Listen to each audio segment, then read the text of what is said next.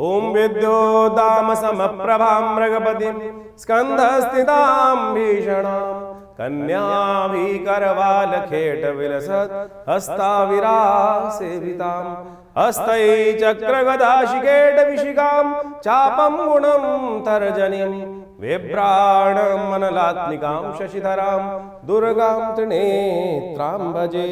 नमस्कार, स्वागत है आपका आचार्यवाणी में। मैं आचार्य डॉक्टर विक्रमादित्य आपके साथ हूँ। आज का विषय हमारा है कि जनवरी के अंत में कुंभ राशि वालों के लिए ग्रहों के योगायोग 27 तारीख का दिन नौमी तिथि विद्यमान है। इस दिन मंगलवार का अवसर है और चंद्रमा इस दिन उच्च के होने जा रहे हैं आपकी राशि के दृष्टिकोण से। मान लीजिए ये आपके लिए बहुत श्रेष्ठ योग बनकर तैयार है। आपकी जो विचार हैं बड़ी उत्कृष्टता पे आगे बढ़ते दिखाई देंगे, लेकिन थोड़े खर्चे अत्यधिक होने के योग दिखाई दे रहे हैं। ध्यान रखिएगा, खर्चों पर नियंत्रण करना बहुत ज़्यादा ज़रूरी रहेगा। इस दिन ग्रह नक्षत्रों के दृष्टिकोण से आपके लिए जो योगा योग बन रहे हैं वो भी जान लीजिए। आपकी राशि के दृष्टिकोण से जो ग्रहों का योगा योग विशेष तौर पर आपके लिए बन रहा है वो सीधा सीधा बताता है कि कई कल्याण के अवसर आपके हाथ में आने के योग बनेंगे, लेकिन आपको उनमें चुनना पड़ेगा कौन सी चीज़ अच्छी हैं। कुछ कूड़ा भी आपके साथ आता दिखाई दे रहा है अच्छी चीज़ों के साथ साथ, तो गलत तरफ न जाकर सही चीज़ चुनने का यदि आप योग बना लें शांति भाव से, प्रत्यक्ष रूप से छोटी चीज़ों को भी देखने का आपको प्रयास करना चाहिए। 27 तारीख के दिन एक खास योग बन रहा है, वो आपको अच्छे समझ लेना चाहिए। इस दिन गुप्त नवरात्र की नौमी तिथि है और साथ साथ मंगलवार का योग भी बन रहा है। ये मंगल को जब भी कोई अनुष्ठान जब पूर्ण करने का योग बनता है तो कहा जाता है ऐसे में मनोकामनाओं को सिद्धि के लिए अद्भुत योग बनता दिखाई देता है। नौमी और मंगलवार का योग माँ भगवती को प्रसन्न करने के लिए बड़ा सुंदर, ग्रह नक्षत्र चंद्रमा उच्च के होकर विराजमान है इस दिन, तो ये योग मनोकामना सिद्धि के लिए बड़ा अद्भुत शास्त्र के दृष्टिकोण से वर्णित किया गया है। हमने विवेकानंद योगाश्रम में जो 9 दिन से चल रहा गुप्त नवरात्रि का यज्ञ है, माँ भगवती का चंडी यज्ञ जो चल रहा है उसकी पूर्णाहुति की वेला रहेगी और साथ साथ मंगलवार का सुंदर कांड का पाठ रखने का भी हमने सुंदर कार्यक्रम रखा है। तो आप इस सुंदर योग पर माँ भगवती की सुंदर स्तुति और साथ में हनुमान जी का मंगलवार का सुंदर योग जो बना है ना, उसका सानिध्य लेने का प्रयास कीजिए। माँ भगवती की कृपा से समस्त मनोरथ सिद्ध होने के अद्भुत योग आपकी राशि में बनते दिखाई दे रहे हैं। ध्यान रखिएगा, ये योग बहुत ही चमत्कारी है, बहुत ही मनोकामनाओं को सिद्ध पूर्ण करने वाला है। हमने 9 दिन तक जिस प्रकार से माँ भगवती की सुंदर आराधना करने का योग बनाया है, जो भगवती के विभिन्न यज्ञ 9 दिन तक सप्तशती के यज्ञ चले हैं, उसके साथ साथ अंतिम में भंडारा और साथ साथ माँ भगवती की सुंदर आरती और सुंदरकांड मंगलवार पढ़ने के कारण से जो हमारा रेगुलर सुंदरकांड चलता है शाम के समय, उसका एक भव्य कार्यक्रम विवेकानंद योगाश्रम में रखा गया है। आप सब सादर आमंत्रित हैं। इसी अवसर पर, नौमी के अवसर पर कहा जाता है कि जो भगवती का दर्शन नौमी के दिन करते हैं, और ये दुर्गा सप्तशती के अंदर स्वयं जो 12वां अध्याय वहाँ वर्णित है, माँ भगवती दुर्गा उनकी मनोकामना सिद्ध कर देती हैं पूर्णता। और उसमें मंत्र आया है, सर्वा बाधा विनिर्मुक्तो धनधान्य सुतान्विता मनुष्यो मत प्रसादेन भविष्यति न संशय, कि ऐसे में कोई संशय नहीं है। तो आप सब सादर आमंत्रित हैं इस जो पूर्णाहुति का यज्ञ है इसमें भाग लेने के लिए। तो ये करीब करीब शाम के 5 बजे से कार्यक्रम आरंभ होकर जो करीब करीब रात्रि में 10 बजे तक चलेगा। आप सब सादर आमंत्रित हैं विवेकानंद योगाश्रम में इस नवरात्रि के साथ साथ सुंदरकांड के पाठ में। माँ भगवती आपकी मनोरथ सिद्ध अवश्य करेंगी। कुंभ राशि वालों, 28 तारीख का दिन ग्रह योग किस प्रकार से आपकी राशि के दृष्टिकोण से बने हुए हैं जान लीजिए। उस दिन दशमी तिथि है, 28 तारीख को, साथ साथ बुधवार का अवसर है और आपकी राशि के दृष्टिकोण से महत्वपूर्ण आपके लिए परिवर्तन का योग इस प्रकार से बन रहा है कि जो मंगल हैं वो भी अपना नक्षत्र परिवर्तन कर श्रवण नक्षत्र में प्रवेश करते दिखाई दे रहे हैं। चंद्रमा के नक्षत्र में मंगल जब प्रवेश कर जाते हैं तो क्या है, थोड़े से सरल हो जाते हैं। आमतौर पे मंगल का देखिए उच्च की राशि में इस वक्त विराजमान होना और उसके साथ साथ अस्त अवस्था में होने के कारण से क्या होता है कि कई बार मंगल में जो मानसिक तौर पर व्यक्ति डिप्रेशन में जाने के योग बना लेते हैं। तो ऐसे में अब चंद्रमा जो है, मंगल जो है श्रवण नक्षत्र में, शुक्र भी श्रवण नक्षत्र में आ गए हैं और बुध भी श्रवण नक्षत्र की तरफ अग्रसित होते दिखाई दे रहे हैं। तो इन सब के प्रभाव से बहुत जल्दी आपके मनोमस्तिष्क में कुछ नया लाभ देने के योग बना सकते हैं। सामर्थ्य और हिम्मत में, कुछ पौरुष में अद्भुत प्रकार का परिवर्तन होने का योग ग्रह बनाते दिखाई दे रहे हैं। तो इसका लाभ आपको मिलने की स्थिति बहुत जल्दी बनती दिखाई दे रही है। तो इस समय में मन भी शांत रहेगा और चीज़ों को समझने के लिए आपके लिए भाव आते दिखाई दे रहे हैं। तो इसलिए थोड़ा सरलता से चीज़ों को समझते हुए थोड़ा फोकस करने का प्रयास करेंगे तो चीज़ें बहुत सफल रूप से आगे बढ़ने की तरफ अग्रसर होती दिखाई दे रही हैं। और बहुत जल्दी आपकी राशि में एक अद्भुत प्रकार का धन योग बनकर तैयार हो रहा है, जो आपकी बुद्धि से आपको लाभ देने की स्थिति भी उत्पन्न करता दिखाई दे रहा है।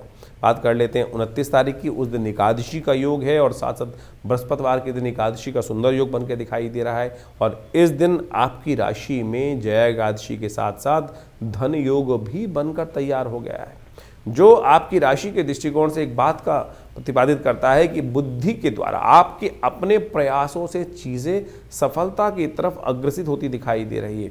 आपके अपने बुद्धि के द्वारा उपयोग कर लेने से चीज़ों को, कई बार क्या होता है हम दूसरों के विचारों में बहुत ज़्यादा डिपेंड होते हैं और कई बार 4-5 लोग हमें एक चीज़ को बताने का प्रयास करते हैं तो हम कन्फ्यूज़ हो जाते हैं। इस समय मान लीजिए आपके अपने विचार, अपनी बुद्धि, अपने कर्म से आपके लिए चीज़ें सही होने के योग बन रहे हैं। रवि योग बनकर तैयार है आपकी राशि के दृष्टिकोण से। ऐसे में देखिए भगवान विष्णु का विशेष स्तवन करने का प्रयास करें। एकादशी का पर्व है, कोशिश करें भगवान विष्णु के मंदिर में जाकर उनका पूरी तरह से पंचोपचार पूजन करें, चरणामृत उनका ग्रहण करें। कहा जाता है अकाल मृत्युहरणम सर्वव्याधि विनाशनम विष्णु पादुत्कम पित्वा पुनर्जन्म न विद्यते। 30 तारीख का दिन क्या कुछ कर रहा है आपके लिए जान लीजिए। द्वादशी तिथि का योग है, उस दिन शुक्रवार का सुंदर योग बना है और आपकी राशि में धन योग बनकर जो चल रहा है वो कहीं ना कहीं शुक्र उदय होने के साथ साथ बहुत बड़ा आपके लिए लाभ के रास्ते को खोलता दिखाई दे रहा है। जी हाँ, शुक्र का उदय होना आपकी राशि के दृष्टिकोण से बहुत महत्वपूर्ण प्रकार का एक अच्छा योग आपकी राशि में बनाकर तैयार कर रहा है। शुक्र आगे आगे बढ़ते जा रहे हैं और बहुत जल्दी सूर्य के ग्रास से बाहर आने के कारण से अब आपकी राशि में 2 प्रकार के लाभ के योग, बृहस्पति का चंद्रमा के साथ शुक्र का 12वें भाव में बैठने के कारण से यह आपके लिए कहीं ना कहीं आपकी शक्ति को बहुत बढ़िया तरह से बढ़ाने की तरफ अग्रसर करता दिखाई दे रहा है। लव लाइफ में एक नई जान लाने के योग बनते दिखाई दे रहे हैं। मंगल का योग शुक्र के साथ जिस प्रकार से विद्यमान है तो वो कहीं ना कहीं कुछ ना कुछ नया योग आपकी राशि में बनकर तैयार हो रहा है। तो इस समय का आपको लाभ लेने का प्रयास करना चाहिए। इस दिन प्रदोष का योग भी बना हुआ है, शुक्र प्रदोष, महालक्ष्मी की प्राप्ति का योग बना हुआ है। तो शाम को हो सके तो सुगंधित द्रव्य के द्वारा भगवान का अभिषेक करने का प्रयास करें। भगवान शंकर का देखिएगा आशीर्वाद मिलेगा, चीज़ें आपके लिए पॉजिटिव रूप में प्राप्त करने के योग बनेंगे। 31 तारीख का दिन आपकी राशि के दृष्टिकोण से पूरी तरह से अच्छा योग बनता दिखाई दे रहा है। शुक्र और ज़्यादा मंगल के साथ सन्निकट एक योग बना रहे हैं क्योंकि वो धनिष्ठा में प्रवेश कर रहे हैं। ये धनिष्ठा में प्रवेश करने के कारण से शुक्र की शक्ति और बड़ी होती दिखाई दे रही है, जो आपके लिए चीज़ों में कहीं ना कहीं एक नई एनर्जी को देने की स्थिति उत्पन्न करती दिखाई दे रही है। चाहे आपके रिलेशनशिप्स के बारे में हम बात करें, वो रिलेशनशिप भी सफलता की तरफ बढ़ती दिखाई देंगी और साथ साथ कुछ ना कुछ नया इमोशनल पॉइंट ऑफ व्यू से भी आपके लिए दिन बड़ा सेटिस्फैक्ट्री लेवल पर दिखाई देता है। शनिवार का दिन है तो कोशिश ये करें इस दिन ग्रह योग के अनुसार से थोड़ा सा परिवर्तन का योग बनेगा। दिन बहुत अच्छा दिखाई देता है लेकिन शाम आते आते कहीं ना कहीं स्वास्थ्य पर चीज़ें भारी पड़ने के योग भी आपकी राशि में बन रहे हैं। थोड़ा महामृत्युंजय मंत्र का जप करें या काली उड़द का दान करें, दोनों आपके लिए श्रेष्ठ रहेंगे। तो इस प्रकार से आपने ग्रहों का योगा योग समझा। ग्रहों के योगा योग के कारण से ही जीवन में घटनाओं का जो आगे सृजन होता है वो वास्तविक तौर पर समझा जा सकता है। ग्रहों का योगा योग कब हमारे लिए शुभ है, कब हमारे लिए अशुभ है, ये ज्योतिष की काल गणना बहुत प्रत्यक्ष रूप से समझा सकती है। आने वाला समय किस करवट बैठने वाला है, हमारे साथ क्या कुछ होने के योग हैं और कब हम अपने जीवन के योगा योगों को अपने लिए शुभ उपयोग कर सकते हैं, इसको इस प्रकार समझें। बहुत सारे लोग कहते हैं कि नहीं ऐसा कुछ नहीं हो सकता है। बिल्कुल, आप तो हर रोज़ इसी प्रकार का कार्य करते हैं। आपके अनुभव से आपको पता है कि कब सर्दी आने वाली है, कब गर्मी आने वाली है, कब बरसात होने के योग हैं। तो आप अपने आप को उससे पहले तैयार कर लेते हैं। सर्दी से पहले गर्म कपड़े खरीद लेते हैं और गर्मी आने से पहले उसके अनुसार से अपने घर में व्यवस्था कर लेते हैं, जिससे आपके लिए क्या होता है कि वातावरण के अनुसार से अपने आप को व्यवस्थित करने का मार्ग बन जाता है। ये आपका अनुभव है। ज्योतिष भी वही है, उसकी और सूक्ष्म गणनाएं हैं कि किसके अनुसार से अप्रत्यक्ष रूप से क्या कुछ घटनाएं हमारे साथ होने वाली हैं और कैसे हम उसको अपने जीवन में रक्षात्मक तौर पे यूज़ कर सकते हैं। कब हमारे लिए लाभ का समय है और कब हमारे लिए समय कष्ट वाला है। जैसे किसी के लिए कभी जन्मपत्री में समय चल रहा होता है, कोई दशा महादशाएं अंतरदशाएं किस प्रकार की बन रही हैं, ढैयाएँ बन रही हैं, अशुभ योग बन रहे हैं, कभी शुभ योग बन रहे हैं, कब जीवन में भाग्योदय का योग बनने वाला है। तो उस समय में अगर मिट्टी में भी हाथ डालोगे तो सोना बन जाएगा और समय खराब चल रहा हो और ऐसे में पता ना हो तो क्या होगा कि गलत जगह फंस जाएंगे। सोने में के हाथ यदि मिट्टी में डालेंगे और वो परिवर्तन किस प्रकार से हो जाएगा, राख में परिवर्तित हो जाएगा। तो यही जो समय की काल गणना का ज्ञान है, काल चक्र ज्योतिष विज्ञान के अनुसार से आप समय को प्रत्यक्ष रूप से समझ सकते हैं। तो इसलिए अपने मन मस्तिष्क को भ्रांति में ना रखें। बहुत सारे लोग तथाकथित तौर पर आप ज्योतिष के ऊपर कई बार कई प्रकार के प्रश्न चिन्ह खड़े करने का प्रयास करते हैं और बहुत सारी अनेक व्यंग्यात्मक तौर पे बहुत सारी बातें चलती रहती हैं। हम भी देखते रहते हैं कभी कभी बहुत सारे लोग व्यंग्यात्मक तौर पे जिन्होंने मजाक उड़ाना है वो मजाक उड़ाते रहेंगे। तो आप कोशिश ये करें, ज्योतिष विज्ञान के माध्यम से लाखों वर्षों से लोगों ने इसका लाभ लेते आए हैं और प्रत्यक्ष रूप से आप भी अपने जीवन में ग्रहों की गणनाओं को अच्छे से समझकर कार्य करने का प्रयास करें। चिंता ना करें, कई कुंडलियों में बहुत सारे अशुभ योग होते हैं। कोई कई अपने मनोमस्तिष्क में ऐसी विचित्र विडंबनाएं लेके बैठ जाते हैं। अब क्या हुआ, किसी के बच्चे की कुंडली जन्म हुआ और वो मांगलिक निकला, या कोई और योग निकल आया, किसी कुंडली में अशुभ केमुद्रम योग निकल आया, और तो उसके कारण से बहुत सारी भयावह स्थिति बन जाती हैं। लेकिन यदि आपका ज्ञान सही है, ज्योतिष के अंदर कारण जान के निवारण के मार्ग भी तो जगह जगह समय समय समाधान जो है वो जगह जगह बताए गए हैं, और सत्य माने वो समाधान प्रत्यक्ष रूप से कार्य करते हैं। चाहे वो महामृत्युंजय मंत्र हो, चाहे वो लक्ष्मी प्राप्ति के मंत्र हो, चाहे वो विभिन्न प्रकार के अनुष्ठानित चीज़ों में किए जाने वाले प्रयोग हों, उनके द्वारा सब चीज़ें परिवर्तन करने का मार्ग बिल्कुल प्रत्यक्ष रूप से बन सकता है। सकल पदार्थ है जग माही, और एक बात समझ लें, कर्महीन पुरुष पावत नाही। तो इसलिए ऐसा कुछ नहीं है जिसको आप परिवर्तन की तरफ नहीं ले जा सकते। प्रयास की आवश्यकता है, सही दिशा में सोचने की आवश्यकता है, सही दिशा में कर्म करने की आवश्यकता है, सही दिशा को पकड़कर उस पर चलने की आवश्यकता है। तो ज्योतिष विज्ञान कभी भी किसी को भ्रांति में नहीं रखता है, और आप सब इस तमाम जो निदान के तरीके हैं उनको अच्छे से अपने जीवन में सरलता के साथ अपनाने का प्रयास करें।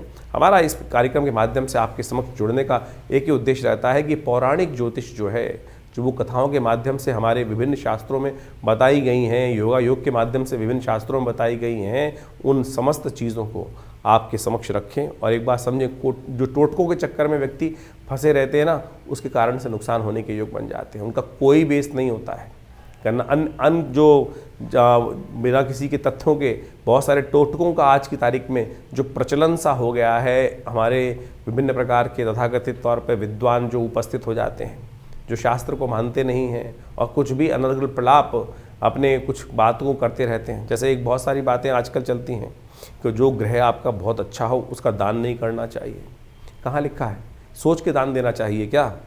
जिस प्रकार से अगर सोच के दान दे रहे हैं तो फिर दान का फ़ायदा ही नहीं है, फिर तो व्यवसाय हो गया। फिर वो व्यवसाय कर रहे हो तो फिर उस दान का फ़ायदा ही क्या है? तो इस प्रकार का आप समझें कि किसी कुंडली में किसी ने कहा जी बृहस्पति बहुत अच्छा है, आप बृहस्पति की चीज़ों का दान करना बंद कर दो। आपका शनि खराब है तो आप शनि की चीज़ों को दान कर दो। और उसको अगर आपने कोई ग्रह सबसे अच्छा है जिसकी वजह से आपकी कुंडली में पैसा आ रहा है, उसकी चीज़ों को आपने दान कर दिया तो आपके भी शुभ योग चले जाएंगे।